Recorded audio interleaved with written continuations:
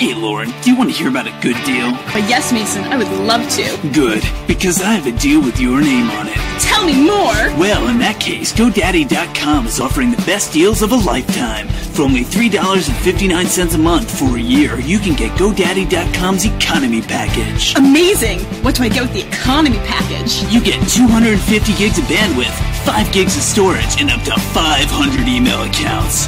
You can get your website up and running. I can? Yeah. When you check out, enter code MUGGLE, that's MUGGLE, and save 10% on any order. Can you spell that again? Yeah, I can. That's MUGGLE. Wow. Do any restrictions apply? Some restrictions apply. See site for details. Get your piece of the internet at GoDaddy.com.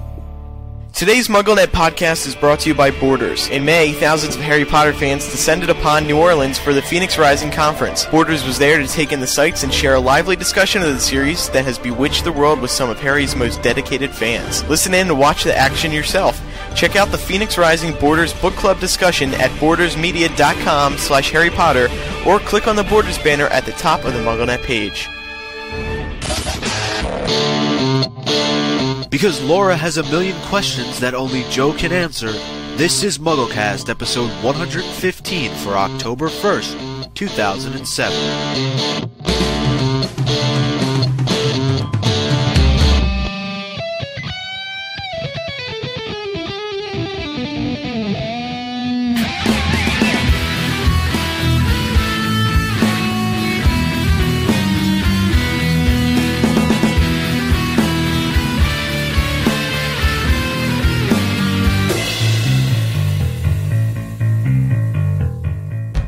Micah.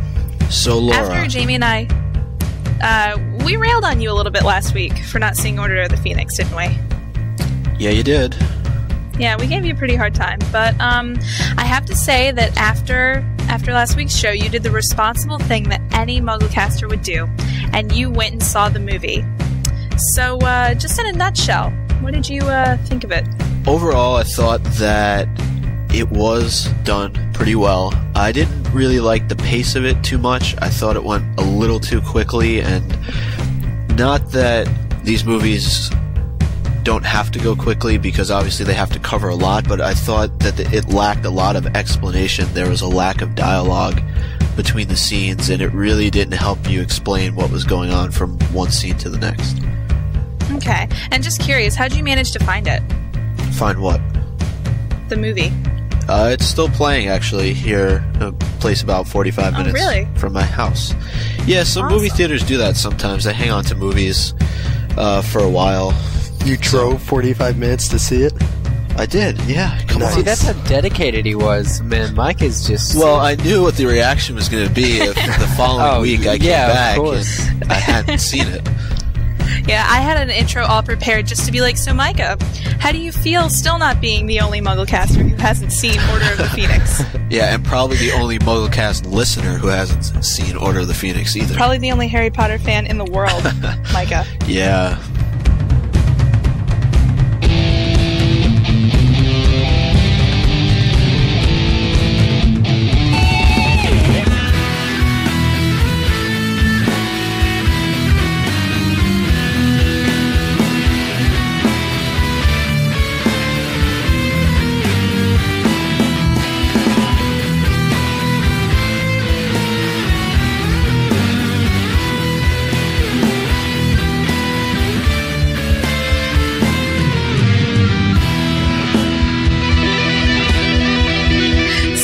Why don't you give us the scoop on the past week's top Harry Potter news stories?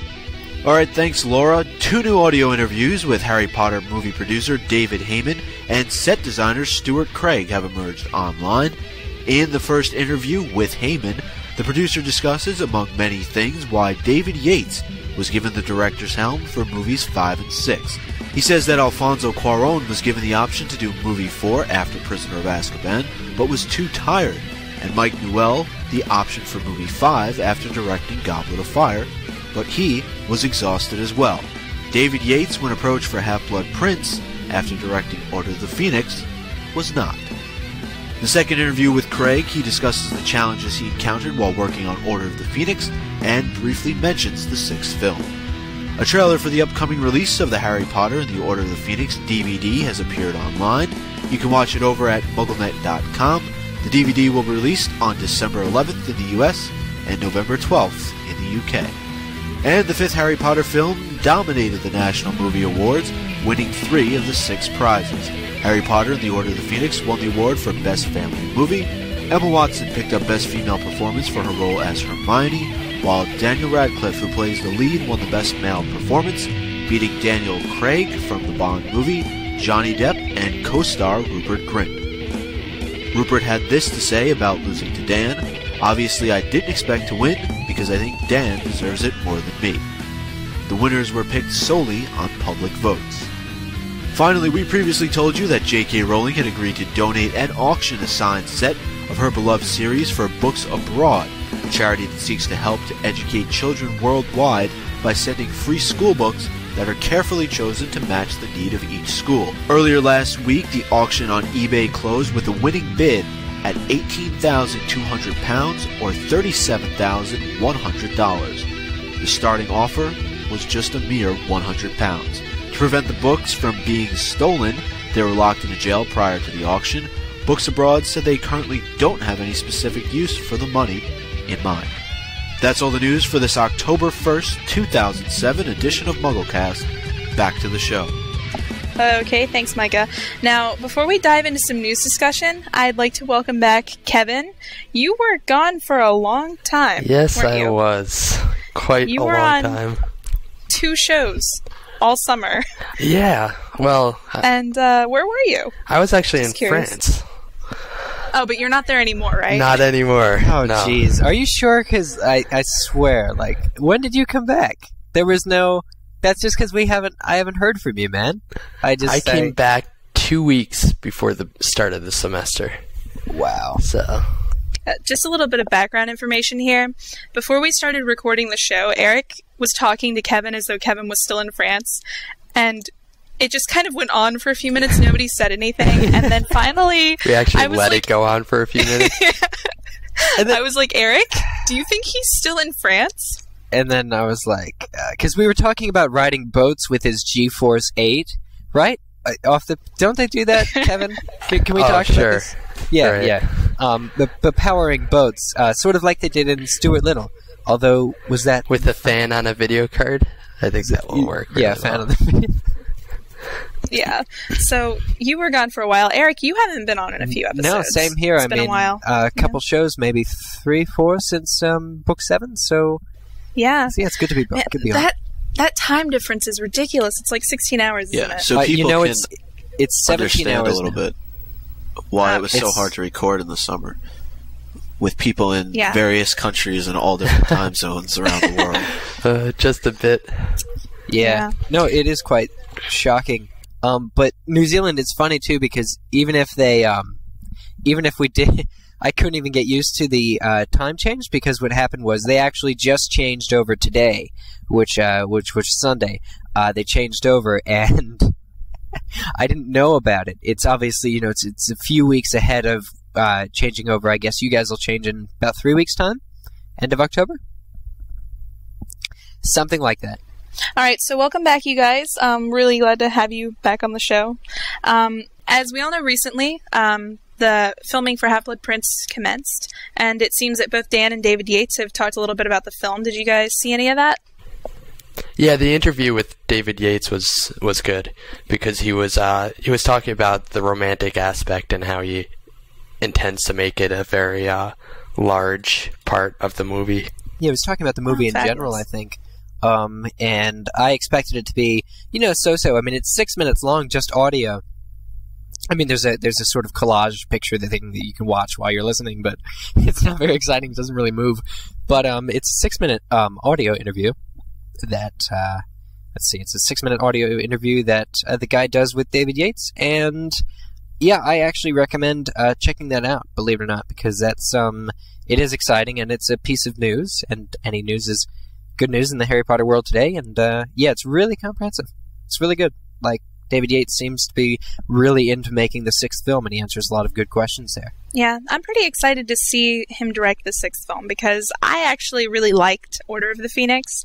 And one of the things I'm excited about was Dan talked about how he's going to have like 4 days of filming for the cave scene with Michael Gambon. Yeah, and it takes Gambon a little bit of time to get things right, so that's probably why they're doing it for 4 days. Whatever, yeah, Micah. No, it's true. It's true. I don't care what you have to say. Actually, I do. Oh, whoa. I'm just kidding. Anyway, but it's pretty exciting, I think, because if you look at the way that the Department of Mysteries and the Ministry was set up in the 5th film, I'm pretty excited to see how they set up the cave. Oh, the cave's just going to with the same set. It's going to have like pillars on the side.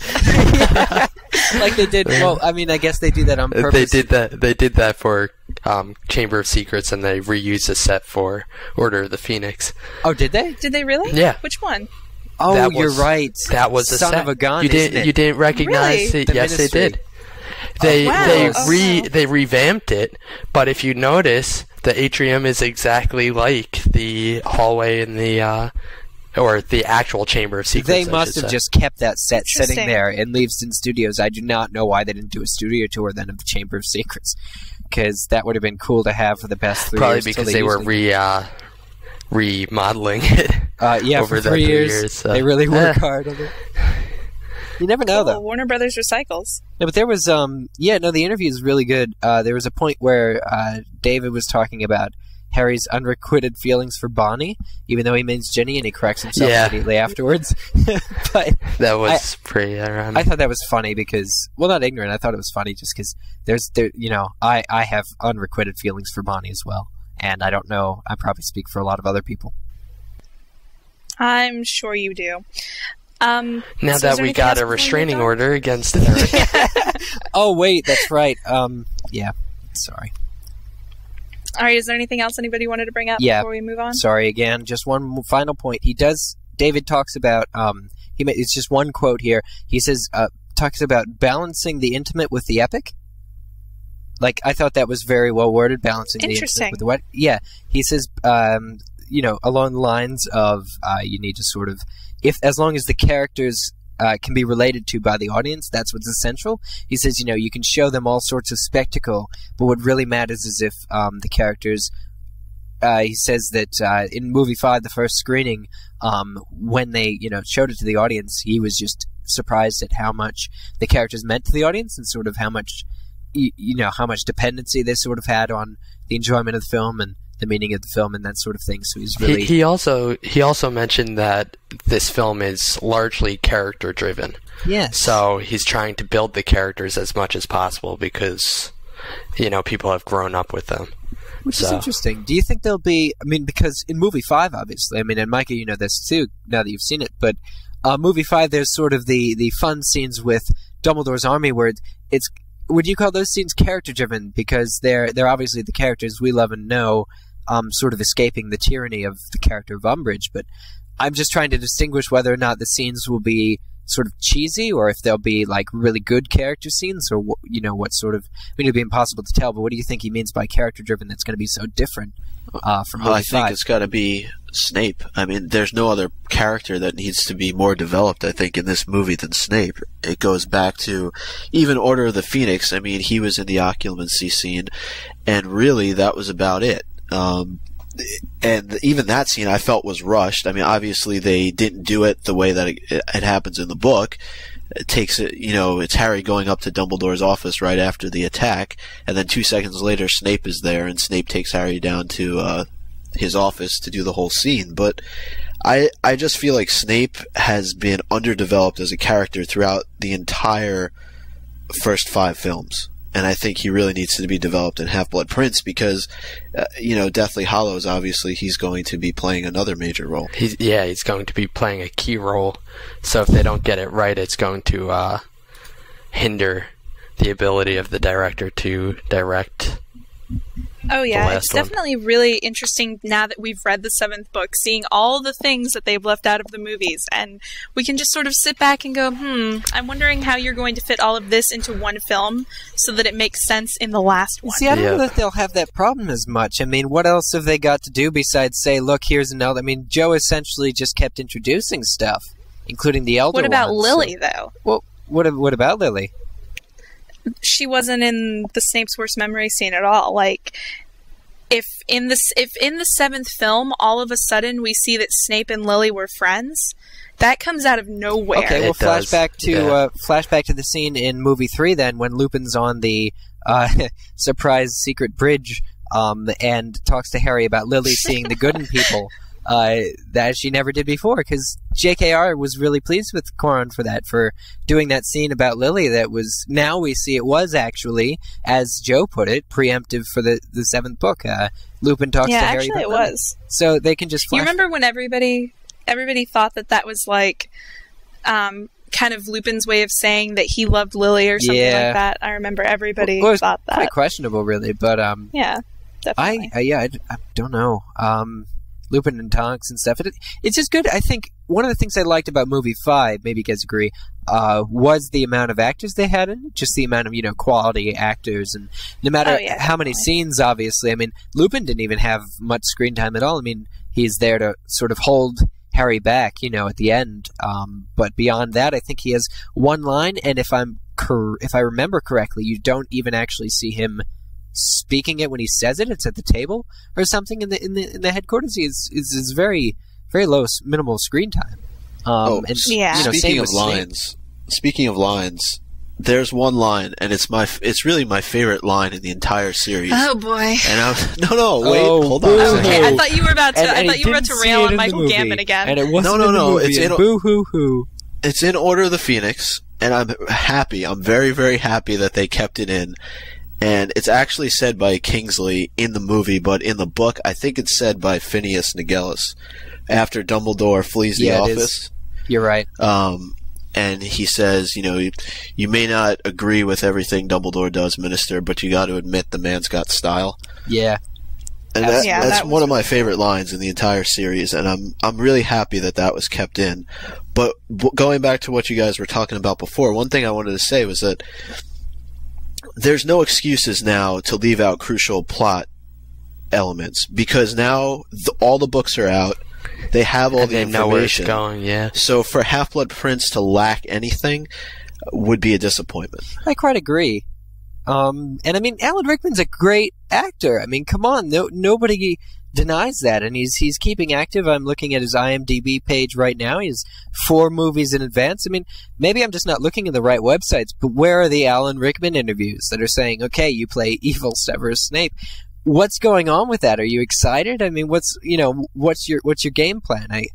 I don't know much about Alan Rickman as an actor, if he likes to be approached by interviews, but I'd love to read that kind of stuff, all the time, of how the adult actors portray their characters and are looking forward to the next installments and have been reading the books along with the trio.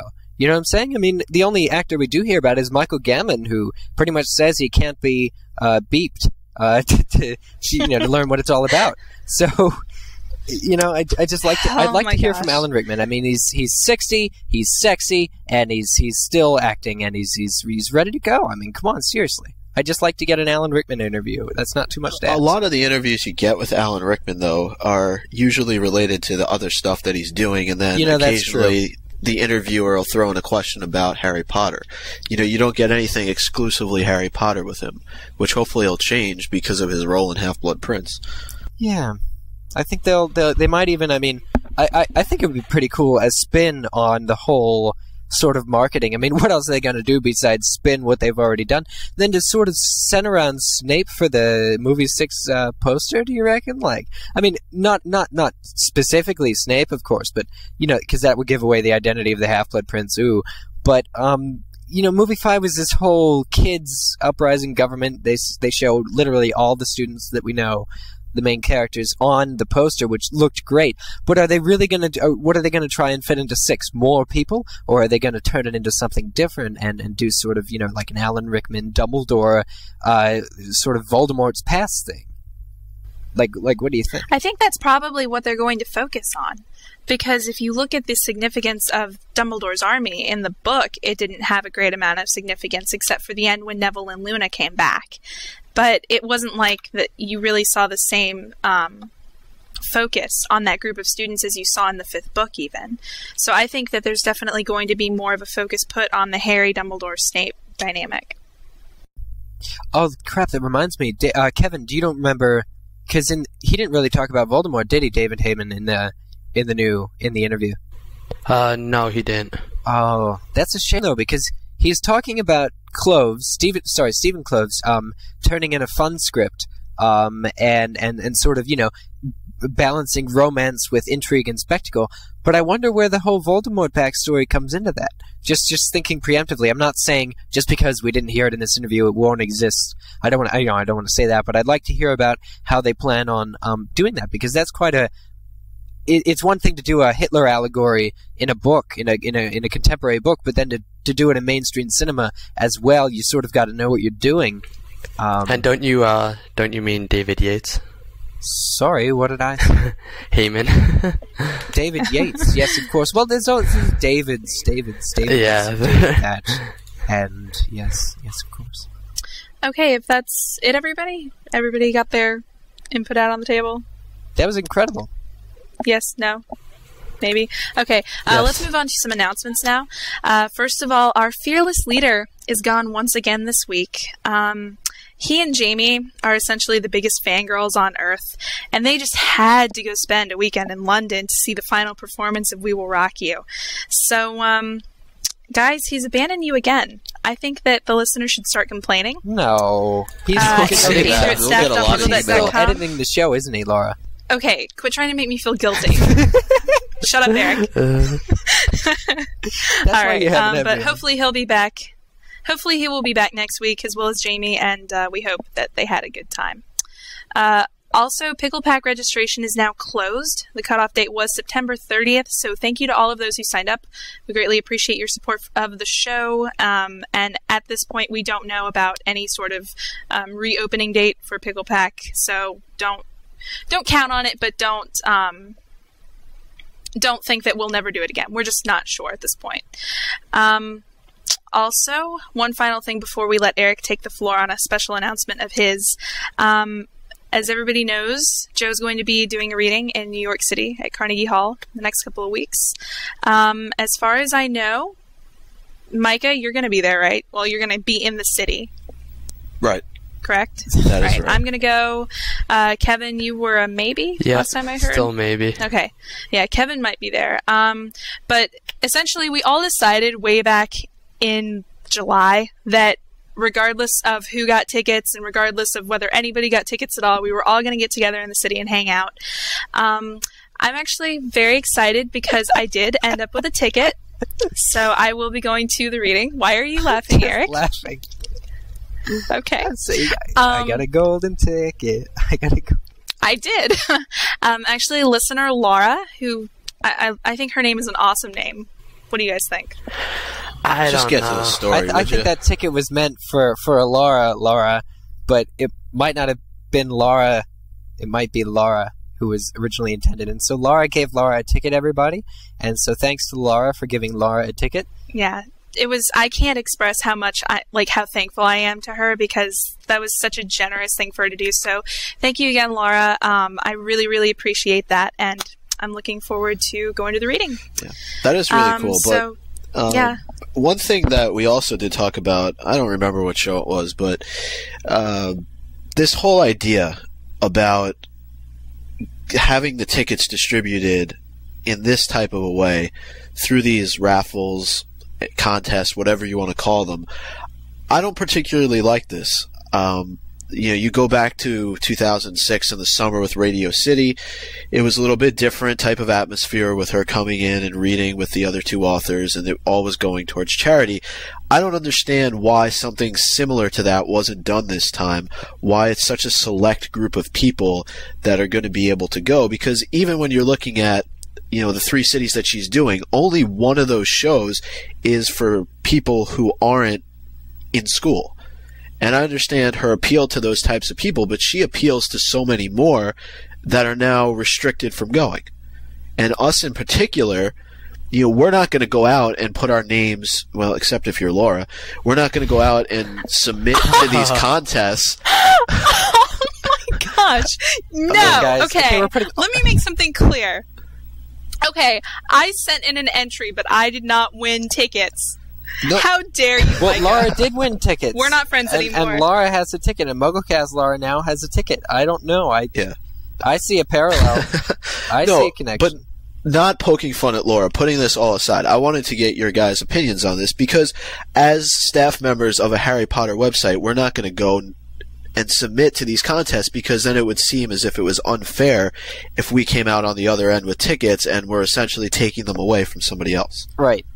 Because we would never do that. Okay. Yeah, I mean, you're talking about basically the exclusivity of the event, like how it's become, how it seems like it's becoming somewhat difficult to get into these things. Well, and it's limited. It's such a limited audience. I mean, yes, school children are sort of. Yeah, but Mike is just saying that she appeals to so many more people, and if she's going to do these sort of secluded events, how are we going to see her? Is that what you're saying, Micah? Like how, or not just how are we, but how are the majority of fans? But I think it's a matter of there's no venue big enough. I mean, there's no, and this is certainly just the first sort of wave of reading she'll be doing. She might do an international tour, or J.K. Rowling on the Orient Express, something like that, maybe sometime in the future. I disagree with that, though, because you go back to Radio City last summer, and those shows weren't sold out. There were still seats available the day of. So to think that she's going to fill up all these places, which she very well might if she opened it up to more people being able to come and see her. And I'm not saying it's her. It may be Scholastic who's setting these guidelines and saying that this is what needs to happen. So, but I just think I feel left out. Like I have no power to go ahead and to ensure that I would be going by going and purchasing a ticket. Oh, hey, Micah, you used to do a segment on this show, right? And didn't it used to produce results from JKR? Do you think do you try your hand in that old magic hat again? Maybe get something to change, and she'll be mentioning that all of you Yanks in America will be going to. Maybe she'll pay your plane fare too, Kevin, from France, because I guess it's quite expensive. Jeez, you're not in France. Well, I think the thing is that she can't please everyone, and they have to set a cap on the number of people. And I think J.K. Rowling enjoys more intimate events where there's fewer people and she can interact with the fans directly. Yeah, and that's the other thing. She doesn't have enough time to be, greeting 10, 20,000 fans. And not to mention, everybody at this event is getting a signed book. Exactly. So her hand has to be braced and iced. We were talking about that. Yeah, she might not need to, ever write again, so it wouldn't, matter, but she'd still need to sign. Well, I mean, intimate setting, I understand what you're saying, Kevin, but the Kodak Theater in Los Angeles is not a small place. Carnegie Hall is not a small place. Right, but the setting comes from the number of people as well. Well, I agree. I'm not saying you open it up to more people. I'm just saying allow an event where you're not restricting, everybody is able to purchase tickets. When you limit it to a contest, you're not giving everybody the opportunity to go ahead and it's not, I don't know. I just feel like in a way you're restricting people with these types of readings. I think I have. Well, she's making it luck and not financial resources. Yeah, I mean that's the other thing too. I mean when you get age as well. Well, when you get tickets, Micah, on. That's the thing. If something's hot, if it's a hot ticket like We Will Rock You, for instance, this final show, I don't know how Andrew and Jamie got tickets, but I mean the fact is when you get tickets for things that are hot ticket, what happens? Same thing with the iPhone and PlayStation 3, right? People buy them up and sell them for 5 times more on eBay the next day.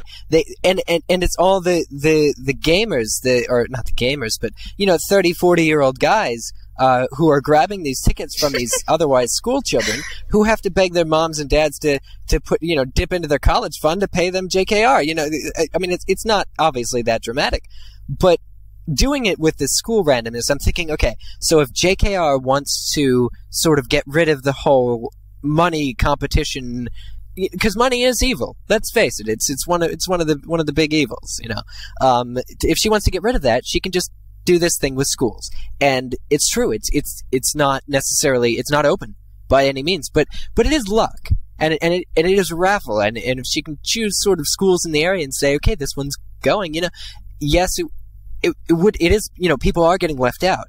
But I'm thinking, well, what would be the alternative? People running away with a truck full of Half-Blood Prince and holding someone at gunpoint? I mean, these things have happened in the past, I think. What? I think JKR, that happened. That was a real story, wasn't it? There was a gun involved in the Half-Blood Prince. Yeah, but it was a fake gun. You do also have to realize that thought was put into the contest. If you notice, she didn't have any internet sign up. She made you send it in. And just that, as at least from a computer science standpoint, I know exactly what she was doing. And what she was doing, or Scholastic was doing, is making it so you couldn't submit your name multiple times under different addresses, and it makes it so that there's like a bottleneck where you actually have to sit down and write out the submission. Because if you put it online, people will create scripts that will submit their name 10,000 times in a different way. Could you write a script for that, theoretically, Ken? You could, absolutely. And the same thing happens with tickets online. If I can guarantee you that I will get the first ticket, or nearly the first ticket, for any event if I spend enough time coding the script to do it. And okay, that's saying Kevin's being taken away, so now we are going on to... No, it's not. It's by no means illegal. Yeah. It's not illegal. Oh, it's not totally legal. No, not at all. I'm to allowed write a to use script? it. To sign myself up for tickets online? Absolutely not. It's totally legal. But what computers enable people to do is manipulate the system where all of a sudden this fair competition isn't so fair anymore. So we're thinking that the fact that so many children are getting to see it, who are otherwise, just school kids, might be the whole point in and of itself. It's not, it's not that we're all getting out, but we're in the non-safe world where people cheat. And so maybe just for this event, and she did open one up to the public. Is the Canada one going to be public as well? No, I think it's school-based as well, because don't know. I forget the exact wording of it, but I believe that it's all being done through the school system. And look, I'm not saying, don't get me wrong, there's nothing wrong with that. I think it's a great idea how she's doing that with all the different schools. My point is, can you have one event where it's not a contest-related event? You're able to go if you can, pay your way to go. Well, you can have one event. That's the New York event, isn't it?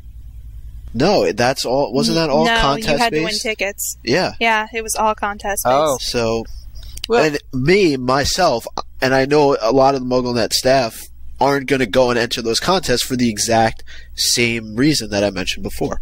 We don't want to disadvantage the fans. And you don't want it to be seen as a sort of favoritism. So, then it falls on... It's just like working for any company. If you work for Major League Baseball, you're not going to enter in a contest to win tickets to the World Series. You're not allowed to do that. It's against your contract or whatever. You legally can't do that. So, it's the same thing in our place. We're not going to go and enter a contest because we work for a Harry Potter fan site. Yeah. And some of that is... Unless you're me, in which case you did. Yeah, unless you get a girl with your exact name. What's this other Laura's last name? Huh? Are you sure you didn't? I'm not going to tell everyone her last name. No, I didn't actually want you to. Okay, I was actually talking without thinking, which is very dangerous when I do it. You had a special announcement, right, Eric? Yes, I did. Now, a few of you may have heard this on the tail end of last week's amazing episode. I haven't heard it all yet, but I know that Jamie was really funny, and I really want to listen to episode 114. But MuggleCast is going down under. That's right, yes. MuggleCast is coming to Australia, and we are doing 2 events, one in Melbourne and one in Sydney. Actually, that's strike that, cross that, reverse it. Sydney first, Sydney event in Sydney, Australia, and then the Melbourne event. Now, it is official. We are doing these events. We've already got a Facebook group called MuggleCast Down Under ! And that's actually just the signs not spelled out.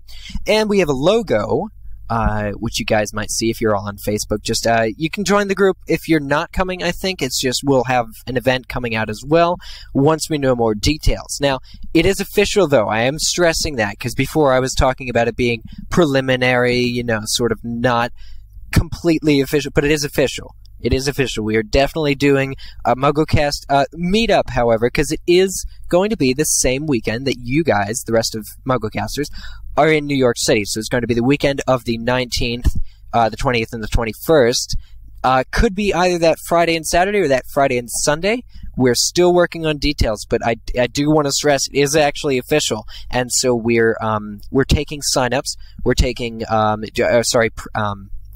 we're just taking RSVPs, just to hear back from how many people can make it, because we're trying to finalize details with the venue and things like that. It's all a bit complicated. I'll mention it all on MuggleCast.com. But just the only announcement, I guess, left on the shirt. I left on The shirt. sorry, thinking ahead of myself. The only announcement left to make just on here quickly is T-shirts. Which is, I'm just happy to announce it because we haven't talked about T-shirts on the show, and I just love talking about T-shirts on MuggleCast. Okay, what's happening is the logo that you see on Facebook will be used to create some really amazing T-shirts, which are actually essential to these shows.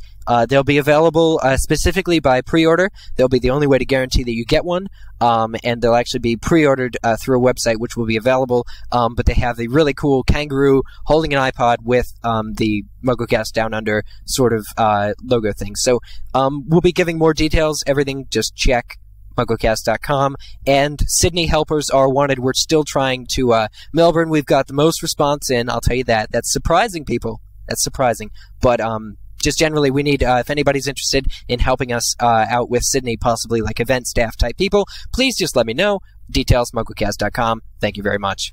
Cool, that sounds really exciting, Eric. I'm looking forward to hearing how that goes. It's really taken off. Yeah, it sounds like it. It sounds like you've got a lot of people who are hyped up for it, so good luck with that. One final announcement. It is a new month, so please be sure to vote for us on Podcast Alley. We've got to beat Keith and the Girl and all those other Yes, we've got to people. beat them up.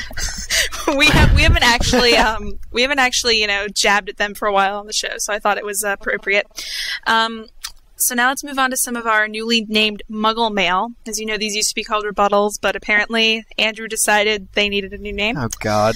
Why doesn't he just call them, like, so the pickle ploppers or, I don't know. Yeah, I don't know. The first one comes from Jessie, 21, from Virginia. She says, Jamie read a feedback email regarding the live episodes and said that the emailer hadn't left their name, but thought they were from New Jersey because they were all fangasmic about Andrew. Nope, 'twas me, Jessie, from Virginia. Virginians love Andrew too, I promise. It must be known that the now dubbed Mrs. Sims hails from Virginia, only because Virginians aren't recognized often enough on MuggleCast. Our fault, I believe. That's why I figured I should email this response to my response. Not at all, because I would rather not be associated with New Jersey. No, What? not at all. Love from Jessie. So there's going to be a rivalry between Virginia and New Jersey now, and not only did she clarify that it was Jessie from Virginia, but now she has said that we dubbed her Mrs. Sims. That's a very tricky way to dub yourself Mrs. Sims. I dubbed her. I dubbed him. Well, is it her or him? Jessie? Do we know? With an I? I'm assuming that's... Jessie, Jessie. Is that really going to be a guy? Oh, wait, I don't know. yeah, I don't want to offend don't know anybody. Okay, let's just put this out there. We are assuming because you said Mrs. So... No, I well, called yeah. them Mrs. Sims. So, Okay, well, I think that they would have corrected you yeah, if you were wrong. I think so Okay. too. All right. Anyway, Unless they Do you like want me to being read called Mrs. Sims. the next one here. Hey, some people... Anyway, yes. some people Shout do out to that thing. Virginians. Shout out to Virginians, All right. everybody. We do know. Hey, all. Holla, Virginia fans. Love y'all. Good night. Okay. Nice. Oh boy. All right, Micah, you want to read the next one? Sure. The next one comes from Richard, 16, in Denver, Colorado. About actors in movies 6 and 7. He says, "Hi, I'm a big fan of the show. I started listening to it this summer while I was on vacation, and I was counting the seconds for each podcast to come out during the weeks of the Deathly Hallows hype. Anyway, I've heard a lot of stuff on the show about suggestions for actors for the future films, and I always thought that Bill Nighy, is that how you say that? Yeah. Who plays That's right. Davy Jones from Pirates of the Caribbean, playing Rufus Scrimgeour. I read somewhere that about him considering a role in Harry Potter, joking that he was the only British actor not to be in a Harry Potter film. Well, I hope you find this interesting. Good luck with future shows, and nice job with the 12-hour podcast." So what do you guys think? I would actually really like that. Whenever she said that, I don't know if you guys have seen the second, or no, not the second one, the third Pirates of the Caribbean. There's one point where you actually see Davy Jones as he appeared before he grew tentacles. And I was thinking about that somewhat in context of like what Aberforth might look like, and I really liked the way that Bill Nighy looked with like the white beard or the gray beard and everything. So I think he'd be good, like looks wise at least. And he's a great actor. So guy. Yeah. Who likes goats? I mean, when they did that in Pirates, I didn't know why they were doing it. I mean, it was cool to look at, but at any rate, it's him and Bob Hoskins we mentioned at the live podcast in London, and there was a fan who said that she heard that JKR, through an interview somewhere, said that she had a role reserved for Bob Hoskins in the 7th film, which we could now speculate might be Luna's dad, Xenophilius Lovegood. That's just my own personal opinion. I'm not starting a rumor, but so it's Bill Nighy and Bob Hoskins are the two actors I think I'd like to see in Harry Potter 7. Awesome. Yeah. That sounds really cool. And where would we know him from? Bob Hoskins?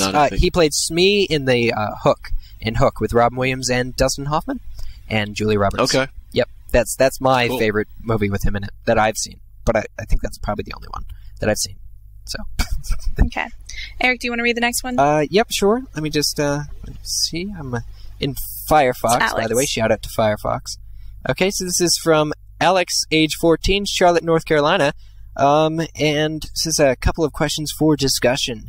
Message is, awesome show, you guys. Just some questions I had after finishing DH for the 50th time. Somehow, I'm doubting this guy's credibility. During the final battle scene, could Harry have survived another Avada Kedavra from Voldemort, since Lord Voldemort has, as Dumbledore put it, tethered Harry to life while he lives? If so, would a killing curse from someone else be unable to kill him, or would it have to be from Lord Voldemort? Also, what was the difference between the beings that appeared from Harry using the Resurrection Stone and the beings that appeared during the Priori Incantatem sequence in Goblet of Fire? Thanks, and keep up the good work. Should we take the second question first? Sure. Yeah, I have more thoughts on that one, but you go for it, Eric. I am just guessing that the Priori Incantatem... Oh, that's a good question, though. Just imagine... Actually, I have a long reply, so why don't you guys go first? Okay. I was going to say that I'm not sure that there's a difference in the actual beings. I think of the difference as more of the way of invoking them. We know that the reason Harry saw all of those, and they weren't even ghosts, Dumbledore referred to them as shadows, was because of Priori Incantatem. Harry forced all of the previous spells in backwards order to erupt from Voldemort's wand. So, of course, we saw the last people he had killed. The Resurrection Stone obviously shows you people that you love or people that are related to you who are dead. But I don't think that they're actually spirits. Right. If that's part of your question. Yeah, I was going to agree completely with what you said, Laura. Yeah. Do you think they're not spirits? I don't from think the Resurrection Stone. I mean, from... You really think they're not, though? Like, because they seem to have current knowledge. Like, Lupin and Tonks, or Lupin said, I really wish I'd like to see my son grow up, but, oh well, JKR killed me off. It's time to move on. Yeah, but I almost wondered if a lot of that came from Harry's subconscious. Like, whenever he was in the quote-unquote King's Cross area with Dumbledore, and Dumbledore said to Harry, this is all in your mind. Yeah, but the Resurrection Stone isn't something imaginary. It's not like it's something that would only bring something back imaginarily to you. It was something that... I guess, I don't know, but I think it has something to do with the idea that Dumbledore said the ones who love us never truly leave us. Or was that Sirius? I don't remember who said that. You're right, though. But You're right, though. I don't think that necessarily Lily and James trailed along behind Harry invisibly all of his years of life. No, I mean, whether or not the spirits were... I guess it's kind of irrelevant to think that, because, I mean, not what you think, but that spirits wouldn't be... Because it doesn't matter really if they're spirits or if they've been in Harry all along, in a way, just because they're there to offer him guidance in ways that he wouldn't, otherwise predict. Like, it doesn't matter if they exist because there is an afterlife, or it doesn't matter if they exist simply because his psyche is willing them into being, I guess, because if they are in the Resurrection Stone, then the fact is that they're there to sort of offer their character, or whatever. I was just thinking, though, I did think they were spirits. Like, out of Priori Incantatem, it seemed like, not that Lily or James were trapped in Voldemort's wand forever, but the sort of thing like, will hold him off sort of intelligence seemed to be sort of a spiritual entity to me. I just remember I'm reading an R.L. Stine Goosebumps book called The Haunted School, which reminded me of it's something to do with students trapped in school after a long time for really good reasons. Probably my favorite Goosebumps book. But it just seemed to me that they were spirits, that they possessed sort of sentient knowledge that was always beyond Harry, but it doesn't necessarily mean that they weren't spirits. But can't that be somewhat related to the idea of portraits? Like, we know that the portraits aren't really, I mean, they're not living people, but they possess the knowledge of... I was thinking that, see, it seems to me like the portraits are a little different, because the portraits were at one time painted or created with magic to hold the personality of the person who would eventually go into them. But with the Resurrection Stone, I'm somewhat inclined to think that they were somewhat like spirits, but called by the Resurrection Stone itself. That would make sense. Where it's not necessarily... With the wand, I think it may have been a little different, because it was reliving... It was sort of like recounting the experiences of the wand, and just like the portraits, it picks up the personality and certain maybe vivid memories of the person that had been killed with the wand, but it wasn't like Dumbledore said, it was like shadows, the shadow of the person cast at the time of their death.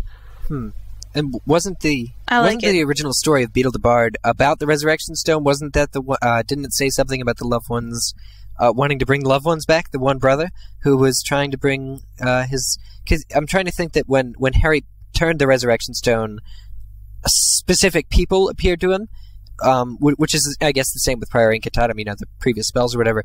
But, Lupin appeared to him, and Sirius, and sort of all the people who could make him make his final decision whether or not he wanted to sort of go in guns a-blazing or try and put faith into the Hallows. Like, it just seemed like the specific set of loved ones were there, and that those were the ones that he would have originally, seen, and all along after all this journey. It seemed to possess more of a knowledge and more of a sort of presence than something that was specifically there just because it had to be, or, from Priori Incantatem or a portrait or something. Yeah, I like it. It's very good. The first part was just about Avada Kedavra's death cursing Harry. Could Harry have jumped off a cliff and survived just for the mere fact that once Voldemort was in human form, his blood was tying Harry to the world? I don't think so. Yeah, I don't think so either. I think it was still... Because you have to realize the prophecy and all that was surrounding it was given certain circumstances. Would Harry ever jump off a cliff? No. And because of that, he would, he would die if he jumped off the cliff, but he would never jump off a cliff. You know what I mean? It's self-fulfilling. Exactly. He's Harry Potter. That would suck. Yeah, it would be like the Sopranos ending, just cut to black. Anyway. Oh gosh, yeah. All right. The next one comes from Kim, 19, from Texas. She writes, "Hey y'all, I just wanted to add something to your last discussion about the parallels between the first and seventh books. I loved how in the first book Hagrid and Harry rode the flying motorcycle to the Dursleys for Harry's first time, and then in the seventh Hagrid and Harry left the Dursleys for Harry's last time on the motorcycle as well. It was a nice touch of Joe, I think. Love the show." Yeah, I didn't think about that at all. And then I saw that in the Rightly, and I thought that was really, really brilliant. Kim's on top of things. I like that a lot. God, I want to cry now. Aww. Okay, the next one comes from Bill Gabrielle. 53 from Brisbane. I think that's how you say it. Brisbane? Yeah, it's Brisbane, and I think it's Bill Gabriel. Give the man some masculinity here. Oh, I'm sorry. Okay, Gabriel. My bad. I'm sorry. I'm a girl. I read things differently. Yeah, okay. no, He's from Brisbane, Australia, and he writes, there are 7 books. The most obvious symmetry is that Voldemort attains physical form in Goblet of Fire. Up until then, he was a shadow, and afterward, a corporeal being. Did I say that right? Yeah, corporeal being? Yeah, something like that. Okay. Nobody knows how to pronounce that word for me. Yeah. Don't send in emails. Yeah. All right. Thank you to everybody who sent in all of those rebuttals, or Muggle Mail, as we now call it. This week we'll be moving on to an all-voicemail show, which we haven't done in a little while, so we're pretty excited about that. Kevin, are you ready to roll the first one? Hi, this is Louise from Tennessee, and I was calling because I have a question about Peter Pettigrew, and I've always had a hard time understanding why he was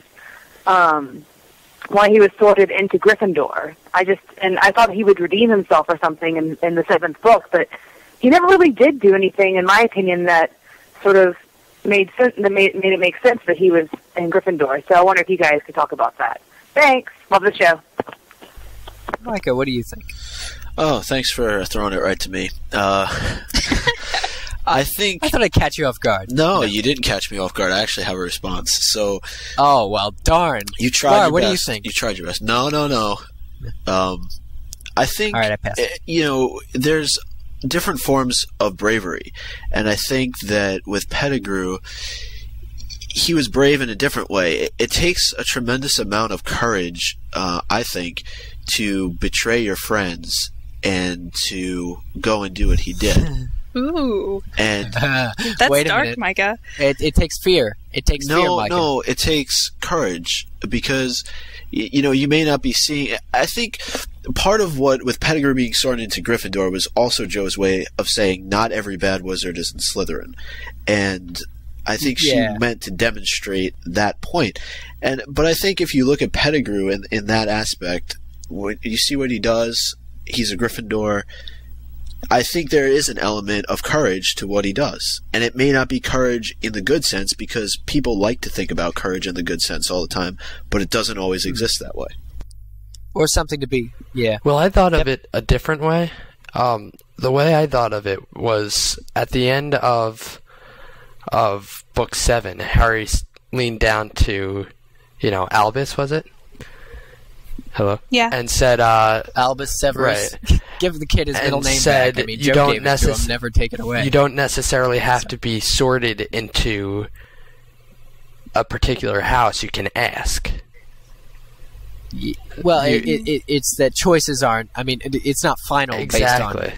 Based on. If Peter had found friends with people who were in Gryffindor, what do you think he would have said to the Sorting Hat, given that his friends all got sorted into Gryffindor? Or not even that. Let's keep with his personality. Maybe he thought all the other mean kids in Slytherin would beat him up. So he's like, please don't put me in there. I know I'm a rat pipsqueak, but I'll tell you what, those kids are going to beat me up. Please put me in Gryffindor, which happened to be their rival. Maybe he didn't know. And so the Sorting Hat did. Exactly. So I think it's not necessarily him being brave either. It's possibly that he had asked. I think I'd probably plea not enough info on the whole Gryffindor thing. Just speculation. I mean, and clearly that's... I don't know. I don't think he would have asked. I don't think his will is as strong as Harry's. I don't think that, I think Harry was a specific case asking to be in Gryffindor. He sort of willed it to happen. It was his choice. I don't think Pettigrew would have had that sort of power. Oh, you're probably true. Though, again, do we know or do we not know what house Dumbledore was in? I'm sorry if I asked that stupid question. I believe he was a Gryffindor, right? Yeah, because, I mean, Dumbledore is quite questionable, isn't he, now? In light of Book 7, we question whether or not it was moral for him to do, and I'm not going to go into a rant, except to say that, some of it is actually, and Harry questioned sort of Godric Gryffindor's, I don't say integrity, but Godric Gryffindor himself, it was rumored by Griphook that he stole the sword from the goblins, and all that sort of thing. So there's like a nefarious character or quality trait that can be in Gryffindors as well, and it just shows from, writing a book with 4 houses, you've got to sort of make cuts and say, look, this house is this house is this, without actually meaning it. And luckily, Joe has just provided us with some different characters that are, sort of ambiguous to their house. They just don't. Well, yeah, either way, I think Mike is right. His character was used to say, Slytherin isn't the only house that produces bad wizards. Yeah, I agree with that. Yeah, and Snape, obviously. Snape was, Mm-hmm. All right, next voicemail. Hi, this is Katie Baird. I'm from Idaho. I was just listening to episode 97. Kind of a long time ago, I know, and I was noticing how you guys were talking about how the Horcruxes and how you thought Tom Riddle could have made a Horcrux from Moaning Myrtle's death because he sent the Basilisk, and whether it was a malicious intent or the actual killing.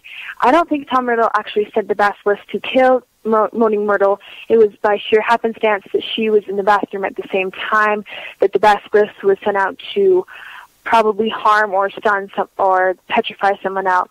I was just wanting to write your comments on that because I don't think he really sent that to her. But I do think it's the actual killing that has to do with the Horcrux. Anyways, I love the show. I just recently started listening. It's a favorite of mine now. Okay, thanks. Bye. That's awesome. Yeah, I think that's a very good point. New listener. So I think it would follow then that he didn't make a Horcrux with the killing, according to her, because she thinks it was just an accident that he killed Moaning Myrtle in the first place. And I think that's probably right, given Myrtle's account in book 2. See, the thing is that I think he could have made a Horcrux with it because he had sent the Basilisk out, which was with malicious intent. Whether it killed her by accident or not, it doesn't matter. It still killed her with his order to go out into the school. That's like saying... no, that's not like saying anything. I'm not sure I agree with that. It's sort of like saying, I'm going to set up a gun so that if anyone pulls this door handle, the gun is going to go off and fire at them, right? And then when your good friend opens the door handle and pulls it and gets killed from the gun... Dude, it's still. Have you been watching Saw? It's still. Have you? No, but what I'm saying, ladies and gentlemen, Saw 4, October 26th. Don't go see it. Okay. But what I'm saying is that perhaps your intention was a thief kept breaking into your house and doing something, but the intent, you set up the gun knowing that it could hurt someone. Well, look, just like he days, sent out the Basilisk knowing it could easily kill someone. I can tell you're in a philosophy class right now. Kevin, remember these days, if a thief breaks into your thing and gets hurt, he can actually sue you. Yes, so. This actually happened. This actually happened. It's oh god, do you know the story? Where someone actually set up a gun because a thief kept breaking into his summer house. And it ended up seriously hurting the thief, and he sued and got arrested, the guy who set up the gun. But wow.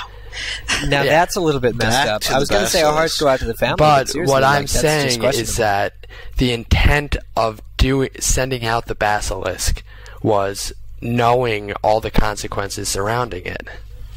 Oh yeah.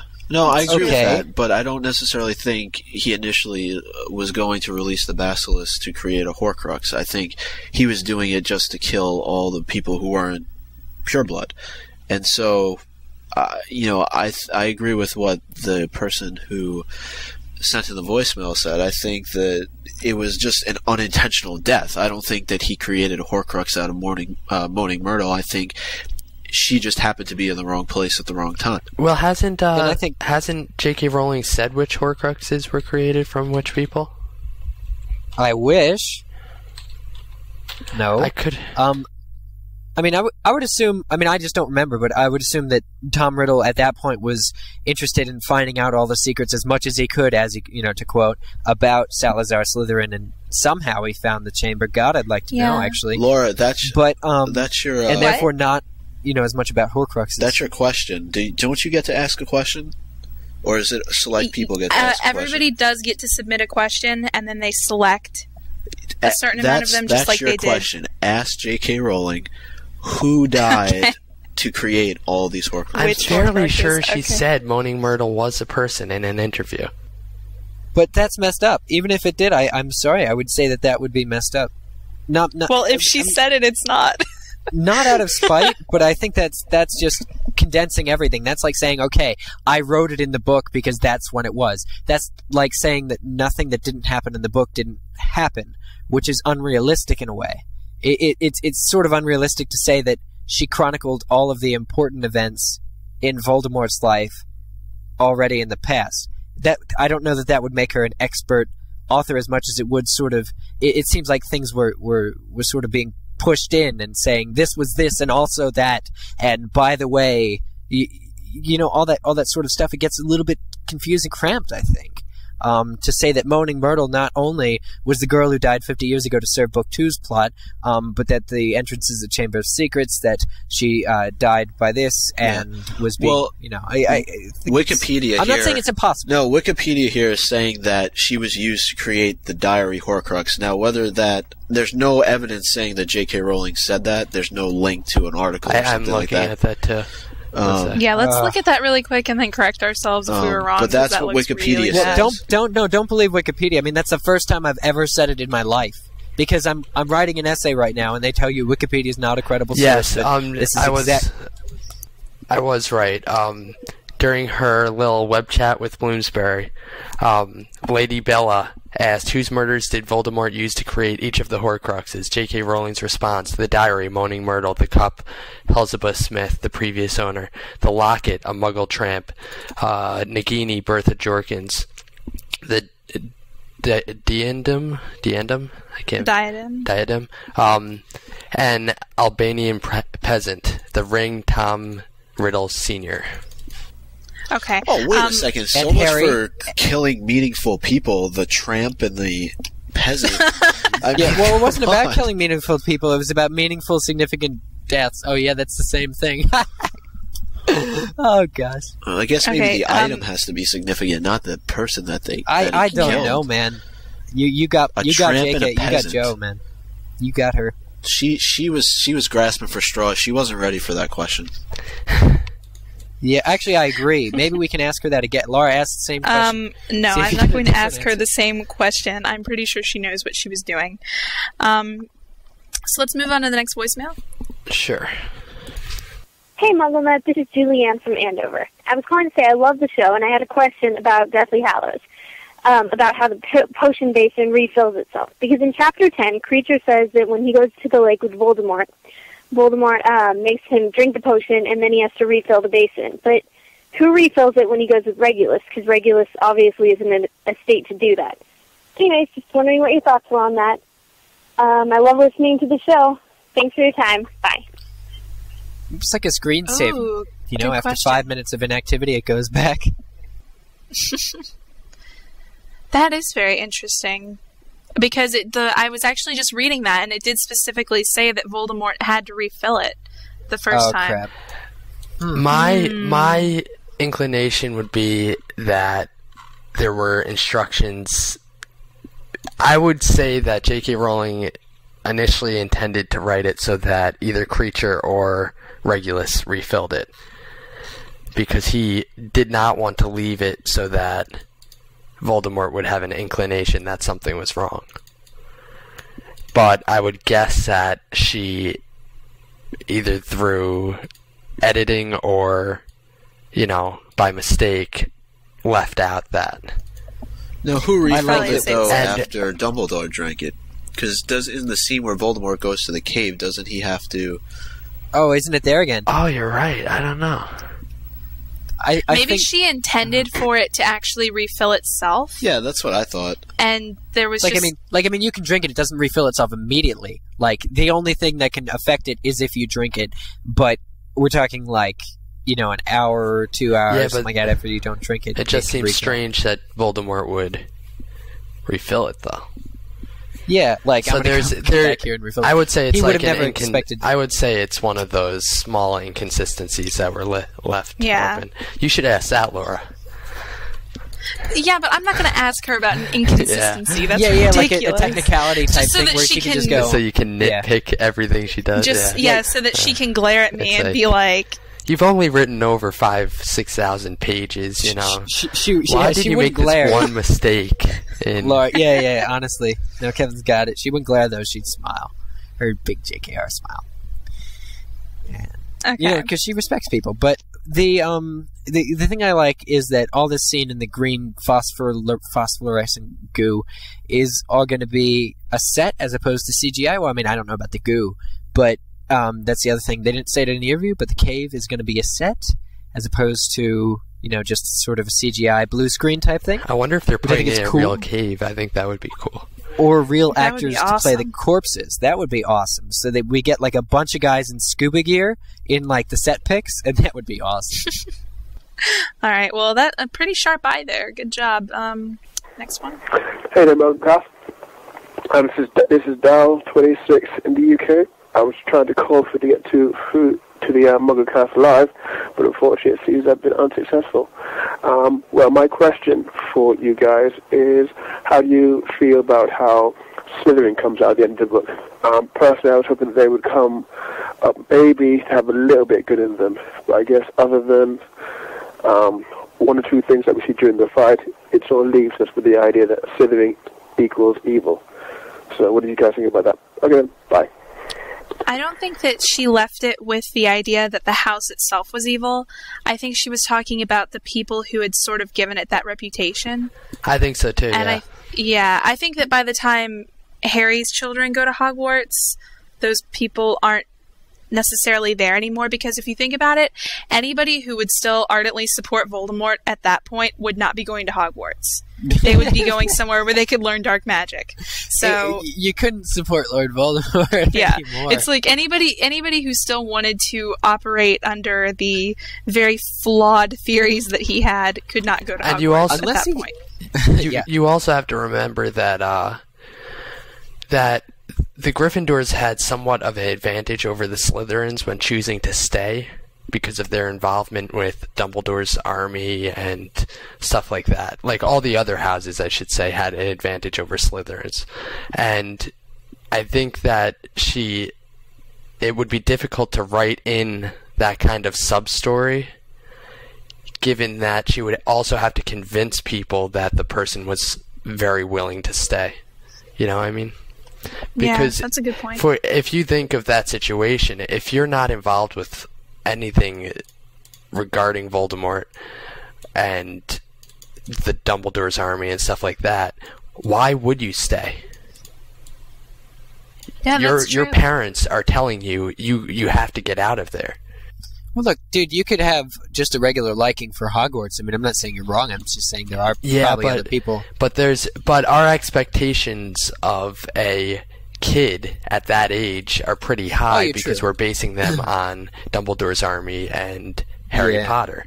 But if you're a normal kid, given the life or death situation that's, presenting, if your parents tell you to get out of there, you're going to get out of there. Well, maybe though. I mean, again, Gryffindors, of course, because that's the only people we've heard from. There were people sort of contesting their parents' wishes and saying that, well, doesn't the whole world really believe that Hogwarts is a safe place? But then again, even saying that, Hogwarts wasn't really a safe place the entire 7 years, and Sirius Black got in, and everything else happened, and so I wouldn't really, refrain from comment. I have a question though about the end scene talking about Slytherin. It's something that always confused me, and maybe it was the wording surrounding Slughorn. I'm sure somebody sent something in about this, but it almost seemed like the way that whoever he was in the scene with, it seemed like he was fighting against, whether it was Bill or Charlie, I can't remember, but the way that the scene was worded, and I didn't know if that was supposed to mean that he was secretly a Death Eater or what the deal was. Do you guys know what I'm talking about, or am I going to have to get the book? I can't say I do. I can't say I do either. I just think it's so depressing, really. Not just how little of Hogwarts we saw, but Slughorn was kind of a good character in Book 6, and I mean, not a good, a thorough character. And I mean, it's very much established to be discarded in a certain way, and that's life. You've got to get on with it. But I wish Slughorn was just. I'm sorry, it was just too quick a departure. You know what I'm saying? Like, I didn't misread that scene. I wasn't quite sure what was going on with Slughorn, but I think. Do you guys remember? Was it Slughorn who helped chase Snape out? Because wasn't Snape? There was a scene with Snape, and he ran into McGonagall and a few others, and he sort of ran out, and then they chased after him, firing off spells or something silly like that. Like, do you guys remember that? Like, wasn't? Hang on, let me check it really quick. There was definitely a scene where he sort of met them, like either the heads of houses or something, and he met with them and then ran off. Well, something else that kind of was in the back of my mind was in the first chapter. There's a man that's described similar to Slughorn at the table, but Joe never says exactly what his name is. Hold on, I'm looking to see here. But I mean, it says later in this chapter that Voldemort was dueling with McGonagall, Slughorn, and Kingsley, but I don't know. It's just really weird the way it was phrased. I'd like to see like a play-by-play. I mean, just like generally, like I wonder if she sat there with like chess pieces or figurines. The action figures, of course, the WB action figures, and she could grab the action figures and play them out in the battle. I was just thinking, how does JKR plan this stuff? Like, yeah, I don't see. Now Slughorn I know why it mentioned was here. confusing.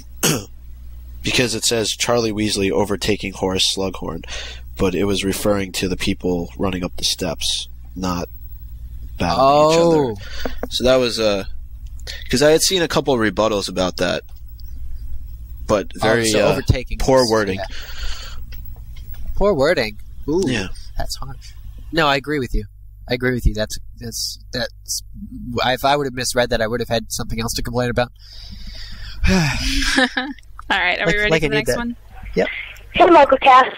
I was just saying that you keep referring to the singer on Harry's neck on the cover of the U.S. edition of Deathly Hallows as the locket, but I think it's actually the Morgan pouch that Hagrid gives him, because he doesn't even have a locket at that point. Thanks. Bye.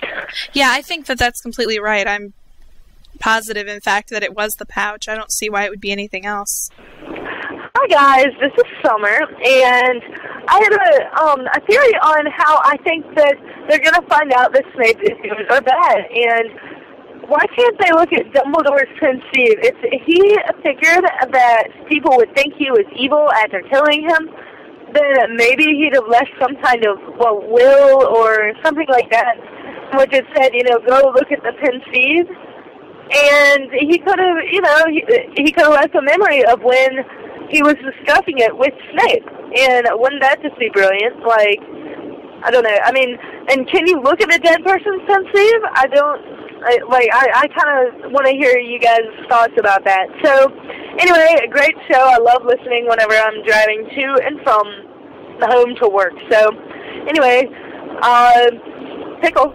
No. There's no need to do an external thing about the will, because Dumbledore at the time of his death wouldn't know how things would turn out. Maybe Snape would actually live. Well, I don't want to say live, but just in the end, I mean, Harry was obviously grateful enough to Snape to name his kid after him, in a way, that I'm pretty sure that Harry would have cleared Snape's name among the list of things to do. I think she said that in an interview as well. Yeah, in that chat. Yeah, she said something. Beyond everyone knows what he did. So she felt that Harry would have let people know exactly what Snape did, or something along those lines. I don't remember word for word what she said, but suffice it to say that everyone knows. Yeah, I think it would turn out exactly like it did with Sirius, where Fudge admitted at the beginning of the 6th book that his name was cleared, and it was out in the open now. Yeah. So turns out he was innocent too, and turns out this and that. What was? Oh yeah, the beginning of the 6th book had the Muggle, the Prime that Minister. great sort of Muggle thing. What did the Muggle world have to do with Book 7, as far as it affected? Because she did a quite good, a quite massive portrayal of the whole Wizarding world being affected.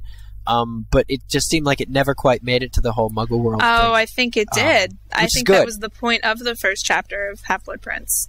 There were all these tragedies going on during that week that the Prime Minister was talking about. Yeah, but people never knew. The whole Wizarding world wasn't exposed, otherwise there would be something about it in Book 7. Well, no, they weren't exposed. But it still did affect the Muggles.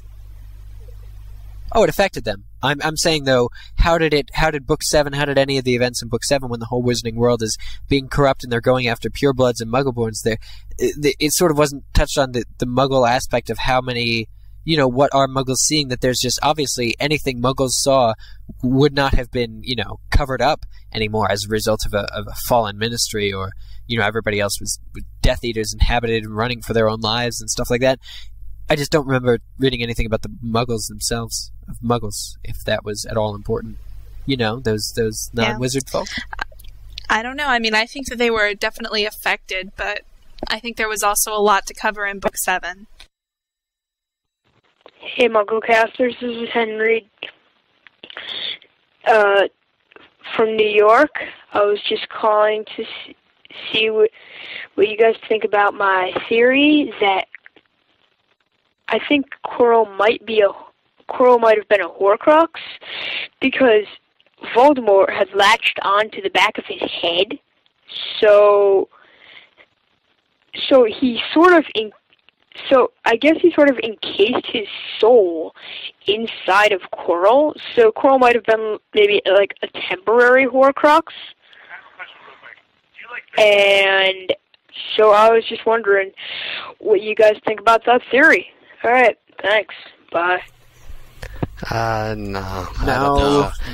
Because you have to remember that piece of Voldemort's soul was Voldemort. It was not a piece, as it were. It was what was remaining after he cut pieces off. So it was Voldemort, and therefore could not have been considered a Horcrux. Right.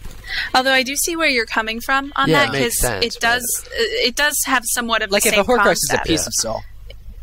Voldemort seems to like to latch himself onto and into things. He's a very parasitic, very, sort of... Which is interesting, because isn't the whole thing that Voldemort needs no one, and yet he exists in the books so much as parasites, yet he needs no friends, sort of operates alone, yet clearly he doesn't. That's brilliant.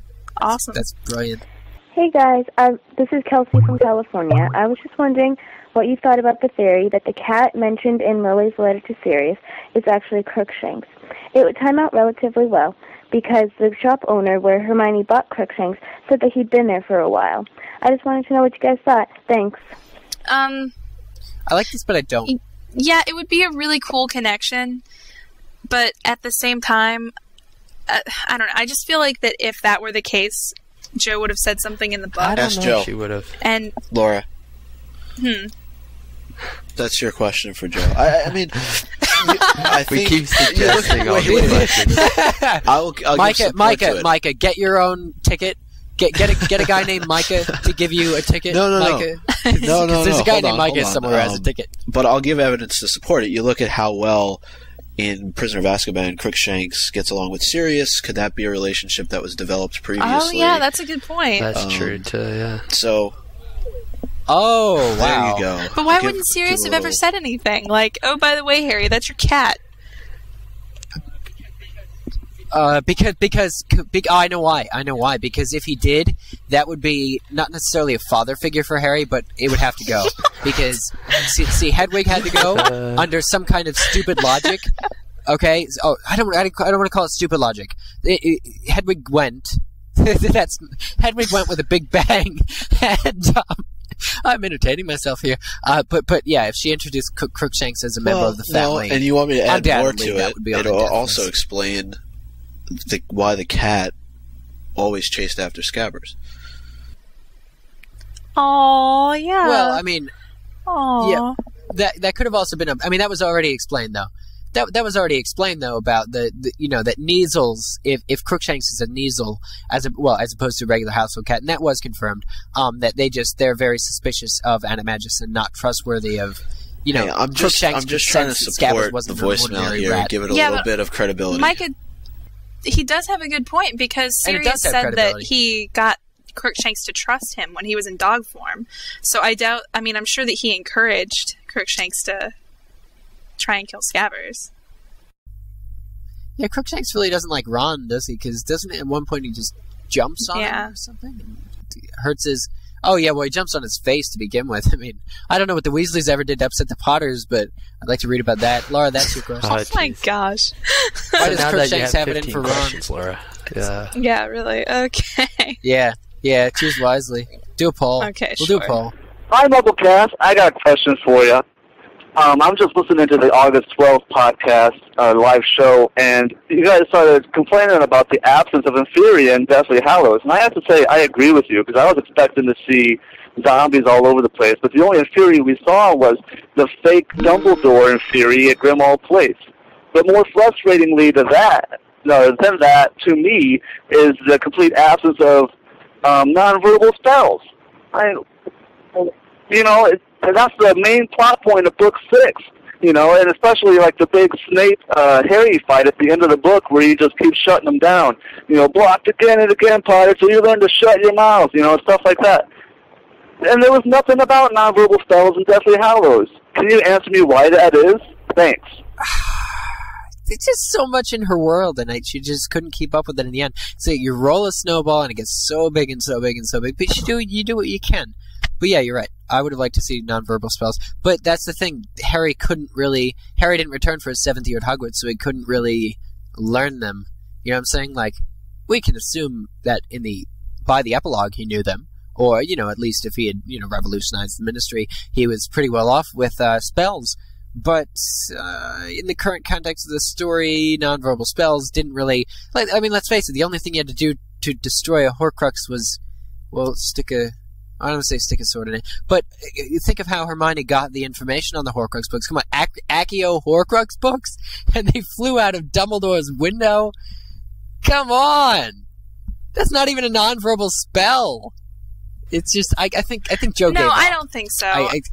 That's the only answer. Accio Horcrux books? No, I don't think that's it. I think part of this, and not to state the obvious here, but I think we and people who enjoy listening to shows and spending time on message boards look a lot further into these things than the average reader and than what Joe would expect. But do you remember? After or whenever we all finished the book and we were ranting about how the U.S. book cover was extremely misleading because Harry and Voldemort both had their hands up in the air, and we were like, yes, they're doing wandless magic. Wandless magic, yeah. Yeah, that it didn't end up happening at all. So I guess the question is then, does verbal spells have anything... Are nonverbal spells that important, or were they just another thing to teach during the lessons, such as Grindylows and DADA? You also have to consider it might have been something that Joe was throwing in to kind of lead us off the scent, because she didn't necessarily want us to be able to guess right off the bat how Harry was going to kill Voldemort. So by throwing the nonverbal spells on the table, that kind of gave us a theory to play with, while she actually had this whole story of the Elder Wand to kind of throw at us and be like, guess what? You were wrong. Yeah, hey, Expelliarmus. No, you're probably right. I mean, just yeah. Cut to black, just like Sopranos. That's what they're going to do in the movie. I didn't really get to talk to you guys much about this, but did you feel that was a sufficient ending? I mean... What? The Elder Wand? No, the whole... Well, he defeated Voldemort with Expelliarmus. I like that. I thought it was awesome. Because that was... Wait, let me guess. You guys think that it shows Harry's innocence and purity because he didn't have to it was because use the death it was curse? his spell. Like, that's what... Exactly, and he finished Voldemort with a spell that you would think would be harmless, and yet... So it's further insulting to Voldemort. I think Voldemort's character took enough hits in this book being so stupid, making so many stupid mistakes. The book was not stupid, Eric. It was brilliant. No. Voldemort was. Okay. I'm saying Voldemort. To be like, no. No. I said Voldemort. And Andrew, please make sure that makes sense. I meant Voldemort is the one who makes all the stupid... Voldemort's character took enough hits in this book by making so many stupid mistakes. Things just not following through with the whole... I mean, if you're going to have a plan, do it right. And Voldemort just didn't. It was flawed in many ways. And it just occurred to me that I really like the term Muggle Mail as opposed to I'm glad, rebels. Eric. That just hit me right now. Yeah, I think a lot of it goes back to Voldemort being so powerful that he doesn't consider anything simplistic. Like Hermione was saying that Voldemort would never consider the power of a house elf. Therefore, Kreacher was able to disapparate from the cave. But that's a stretch. That alone is a stretch, I think, to say that Voldemort, wouldn't consider anything, but maybe he doesn't even learn from his mistakes. Some people just don't. But overall, the majority of mistakes and just not... I mean, it's one thing not to know anything, but I thought that Voldemort made a lot of just stupid or character misjudgments that I wouldn't have particularly expected from him, given the setup in Book 6. He was a well-studied student. He's either intelligent or not. He found the Chamber of Secrets, which no one had done, even teachers, searching and searching and searching and searching. And obviously he was a parcel tongue, so that assisted him. He could walk around the walls saying open, open, open in parcel tongue till something happened. Yeah, that could be a benefit. But, Tom Riddle was either one of the most brilliant minds of his age, or he wasn't. Yeah, but... Joe can't seem to decide. But then again, tarnished with a hassle. Just because you're intelligent does not mean you're ignorant. And you're allowed to make mistakes, and Voldemort can be ignorant, but he was too ignorant, in my opinion. He was blinded by his power. Yeah. He was fully ignorant. It's like you think about people who are so intelligent that they lack common sense.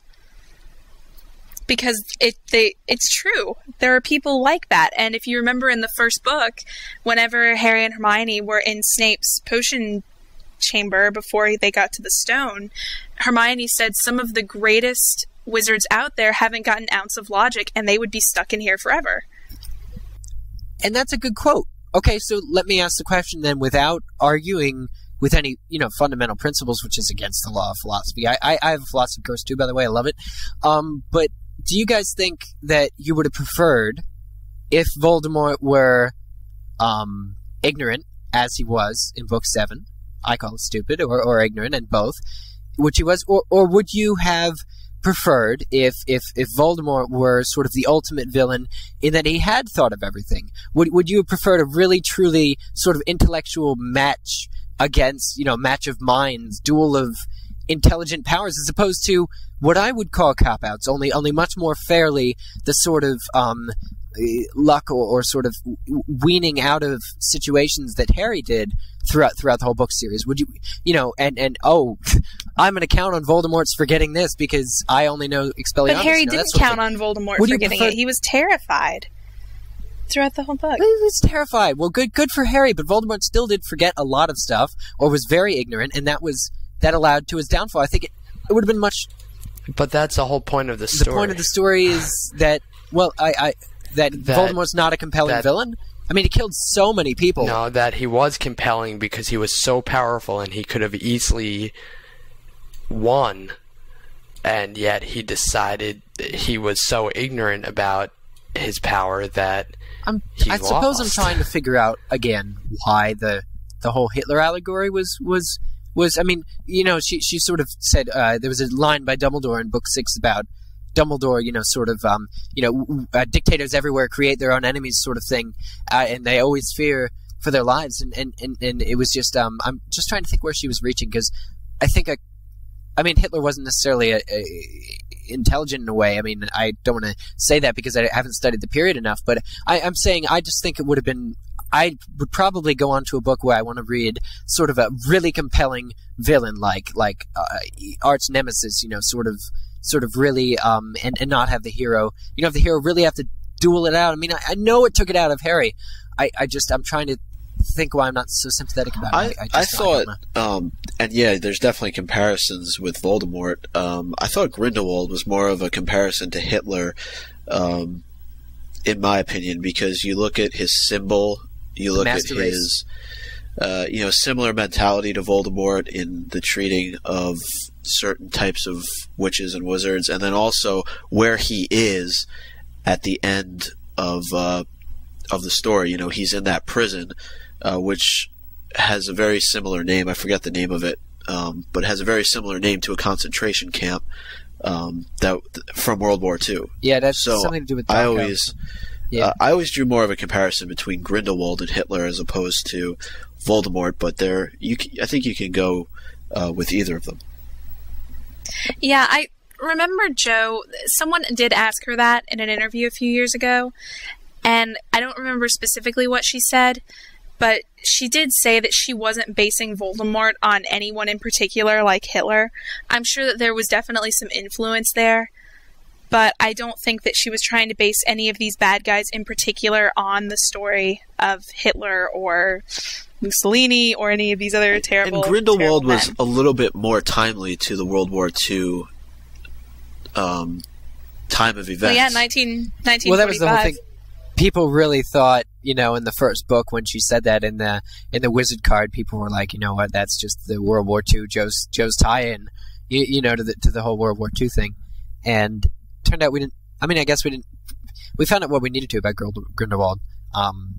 And Crumb, I mean, obviously was compelling because Crumb was so mad at Xenophilius Lovegood because he's like, Grindelwald graffitied that at my school and it's a horrible symbol and I'm going to go beat Zeno, that X guy, up, sort of thing. So, I mean, Grindelwald was obviously pretty tough and pretty scary, and Dumbledore almost followed him. And that was, that's Dumbledore's Yeah, I mean, moment he's of in the prison here called Nurmengard. I mean, that reminds me of Nuremberg. Yeah. So I think that's where she was kind of going with that, but I'll leave it alone because I don't know. Yeah. I mean, that's just too many questions to ask JKR. You're right. I'll ask We her do about need to that ask too. You okay? You guys want me to do Yeah. that? No, Laura, I found the solution. Take all the questions. Once the transcript is out, do we still do transcripts, Micah? Once the transcript's out, just do it in one really long sentence, and just have her sit there and just do it in one really long sentence. That'd be awesome. Wow. They won't choose it. They won't choose it because it'll be pre-screened.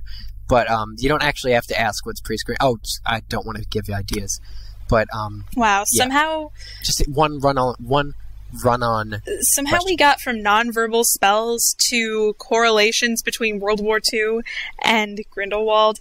We need to make a flowchart so we can understand how we end up arriving at these conclusions. How do we get from that to that?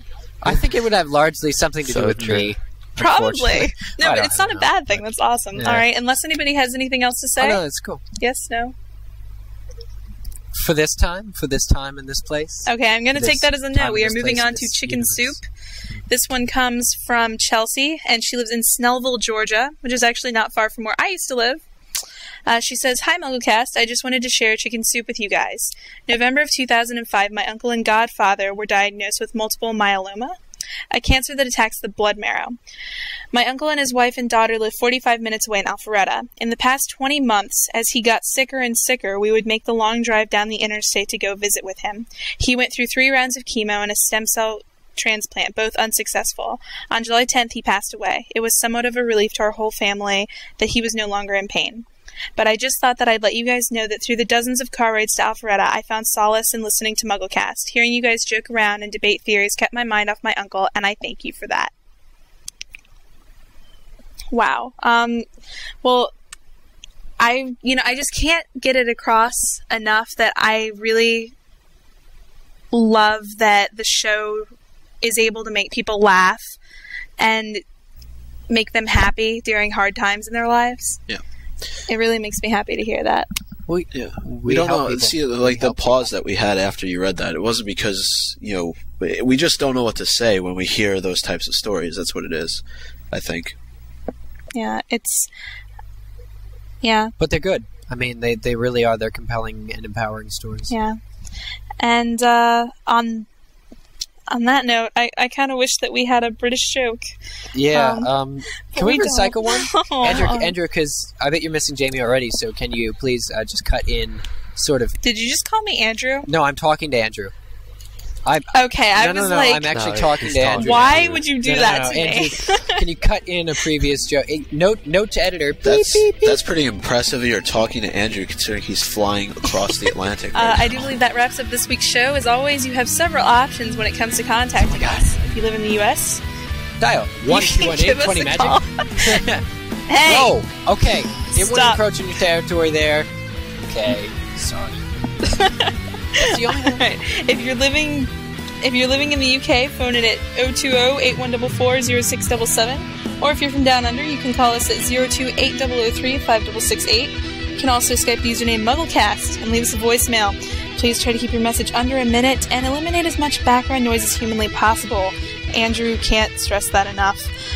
If you'd like to email any of us individually, you can use our handy feedback form at MuggleCast.com, or just email each of us at our first name at staff.mugglenet.com.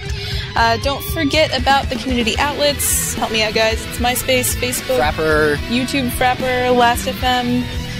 Is that it? Facebook, Yeah. Oh, and dig the show at dig.com. Yes. Rate us at Dig Yahoo it up. Podcasts. And I think that's it, but if for any reason contacting us electronically isn't your thing, you can also send parcel mail to the MuggleCast P.O. Box. That's P.O. Box 3151, Cumming, Georgia 30028. I'm Laura Thompson. I'm Eric Skull.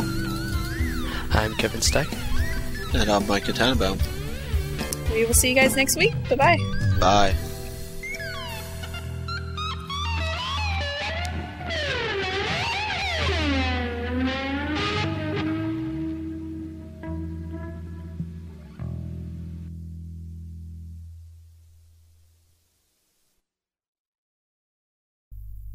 Yep, so, anyway. I was in the middle of telling a story. I'm sorry. You were talking about the time change. It was a funny story. It was a funny story. I had a good story to tell about how I missed work because and I was at the kebab place yesterday, and the guy was like, "Oh, the sunset's going to start late. There's going to be a time change." But I have no radio in my car and no cable TV, so I couldn't possibly know. And I was 40 minutes late to for Harry work. Potter? Zero. Relevance to Harry Potter? Well, I went to work then, and I ended up reading about reviews that I had written of the first 7 Harry Potter books because we're doing product knowledge now, Borders.